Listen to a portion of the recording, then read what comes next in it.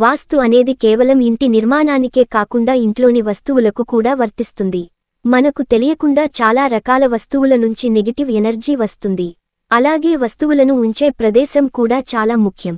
ఇంట్లో వస్తువులు సరైన వాస్తులో ఉండకపోతే పలు సమస్యలు తలెత్తుతాయి.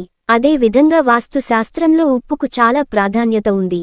ఉప్పుతో ఇంట్లో ఉండే నెగటివ్ ఎనర్జీని వెళ్లగొట్టి పాజిటివ్ ఎనర్జీ పెంచుకోవచ్చు. ఉప్పుతో ఇంట్లో ఉండే వాస్తు దోషాలను ఎలా తగ్గించుకోవచ్చో ఇప్పుడు తెలుసుకుందాం. ఇంట్లో తరచుగా కుటుంబ సభ్యుల మధ్య తగాదాలు, గొడవలు జరుగుతున్నవారు ఉప్పుతో తగ్గించుకోవచ్చు.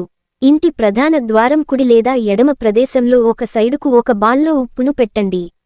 దీంతో కుటుంబ సభ్యుల మధ్య సఖ్యత నెలకొంటుంది. ఇంట్లో ఉండే వాస్తు దోషం ఉంటే ఉప్పు చాలా చక్కగా సహాయపడుతుంది. ఉత్తరం ఈశాన్య దిలో వాష్ రూమ్స్ ఉన్నప్పుడు అందులో ఒక బౌల్ ఉంచి దాని నిండా ఉప్పును ఉంచాలి. ఇలా చేయడం వల్ల వాస్తు దోషం బ్యాలెన్స్ అవుతుంది. ఉప్పుతో దృష్టి దోషాన్ని కూడా తగ్గించుకోవచ్చు. ఈ పద్ధతి అమ్మమ్మల కాలం నుంచి కూడా చేస్తున్నారు. ఇంట్లో చిన్న పిల్లలు ఉంటే పైనుంచి కింద వరకు ఉప్పుతో దిష్టి తీస్తూ ఉంటారు. ఇలా మన చుట్టూ కూడా గుప్పెడు ఉప్పుతో తిప్పితే నెగిటివ్ ఎనర్జీ తొలగిపోతుంది.